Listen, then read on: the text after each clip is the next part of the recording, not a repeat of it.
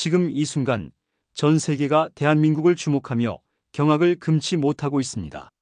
모두가 불황의 늪에 빠져 허우적댈 때 오직 대한민국만이 불가능을 현실로 만들었습니다.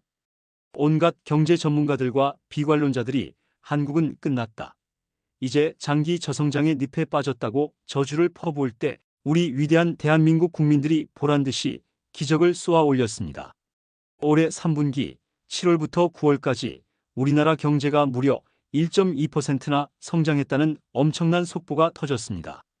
이것은 단순한 숫자가 아닙니다. 이것은 위기 극복의 신호탄이며 대한민국 잠재력의 폭발입니다. 이 1.2%라는 숫자가 얼마나 대단한 것이냐 하면 무려 6분기 만에, 1년 반 만에 가장 높은 수치입니다. 작년 1분기 이후 계속해서 0%대 성장, 심지어 마이너스 성장까지 겪으며 우리 모두의 마음을 아프게 했던 그 기나긴 암흑의 터널을 드디어 뚫고 나온 것입니다. 심지어 우리나라의 가장 똑똑한 전문가 집단이라는 한국은행조차 지난 8월에 1.1% 성장을 겨우 점쳤습니다. 하지만 보십시오. 우리의 저력은 그들의 예상을 가뿐히 뛰어넘었습니다. 대한민국은 예측조차 불가능한 나라입니다. 그렇다면 대체 무엇이 이 엄청난 기적을 만들어냈단 말입니까? 수출? 물론 중요합니다. 하지만 이번 성장의 진짜 주역은 바로 이 방송을 보고 계시는 여러분, 바로 우리 국민입니다.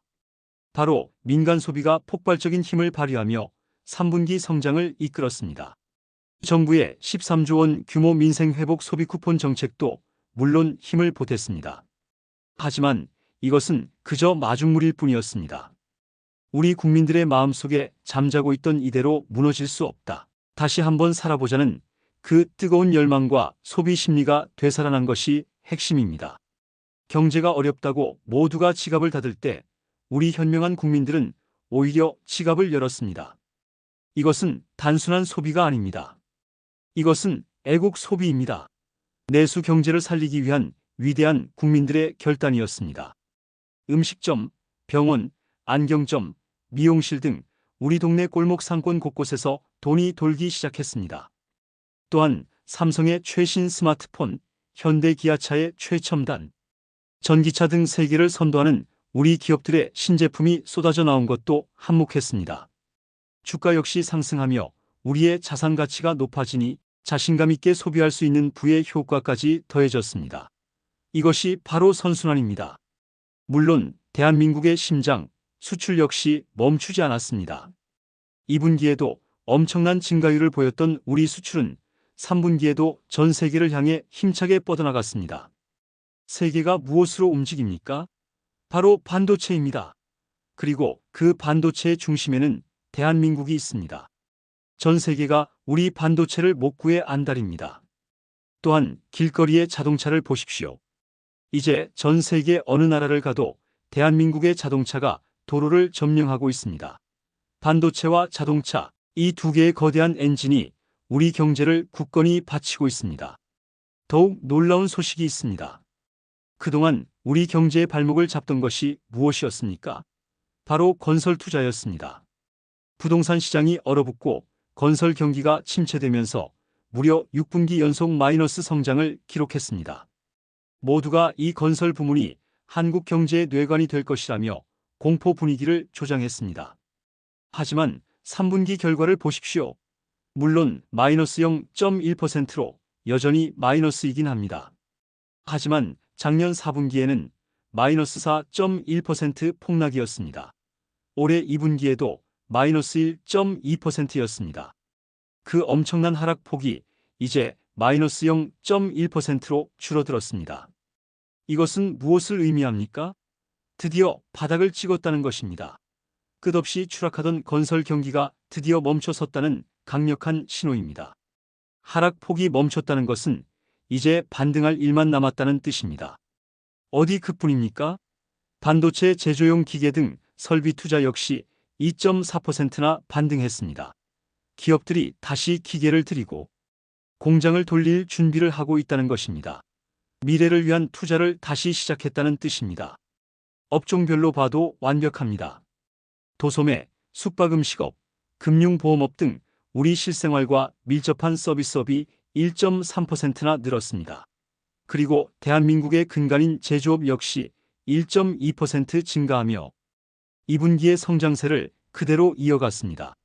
이것은 어느 한쪽만 잘된 반쪽짜리 성장이 아니라 경제 전반이 살아나고 있다는 완전한 회복의 증거입니다. 물론 우리 앞에 장밋빛 미래만 있는 것은 아닙니다. 원유나 천연가스 같은 수입품 가격이 올라 교육 조건이 나빠진 것은 사실입니다. 하지만 보십시오. 그런 불리한 여건 속에서도 우리는 1.2%라는 기적을 만들어냈습니다. 외부의 충격 따위는 우리의 저력을 꺾을 수 없다는 것을 증명한 것입니다. 이제 모든 시선은 올해 전체 성장률 과연 1%를 달성할 수 있느냐에 쏠려 있습니다. 지난 8월 한국은행은 0.9%를 겨우 전망했습니다. 하지만 3분기의 깜짝 성장으로 모든 계산이 바뀌었습니다. 한국은행조차 이제는 4분기 성장률이 마이너스 0.1%에서 0.3% 수준만 되어도 올해 1% 성장이 가능하다고 말을 바꿨습니다. 여러분, 이게 무슨 뜻인지 아십니까? 4분기에 우리가 뒷걸음질만 치지 않고 지금처럼 현상 유지만 해도, 아니 약간 주춤하더라도 1% 성장은 따놓은 당상이라는 것입니다.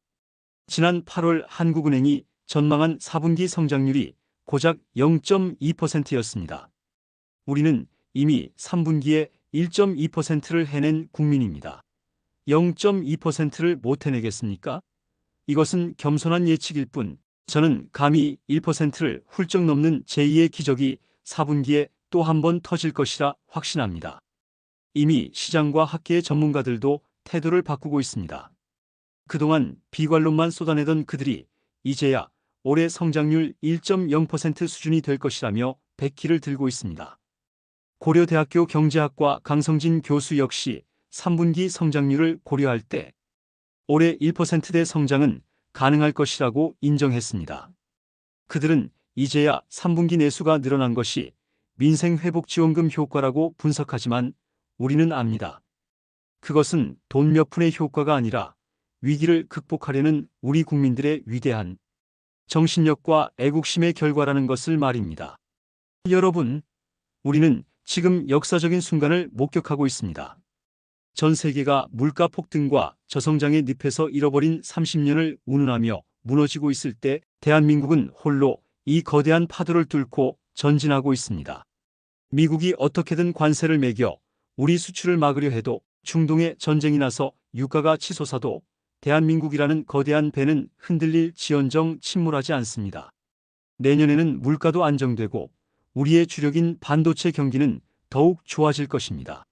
올해 우리는 완벽하게 바닥을 찍었고 이제 하늘 높이 솟아오를 일만 남았습니다. 이 모든 기적을 만드신 주역이 바로 여러분입니다. 이 위대한 대한민국 국민이라는 사실에 가슴 뜨거운 자부심을 느끼시길 바랍니다. 오늘 행복천사가 준비한 소식은 여기까지입니다. 여러분의 마음에 자부심과 희망이 가득 찼기를 바랍니다. 영상이 마음에 드셨다면 구독과 좋아요 버튼 꼭 한 번씩 눌러주십시오. 여러분의 그 클릭 한 번이 저희에게는 대한민국을 응원하는 가장 큰 힘이 됩니다. 다음에도 더욱 가슴 뛰는 소식으로 찾아뵙겠습니다. 감사합니다.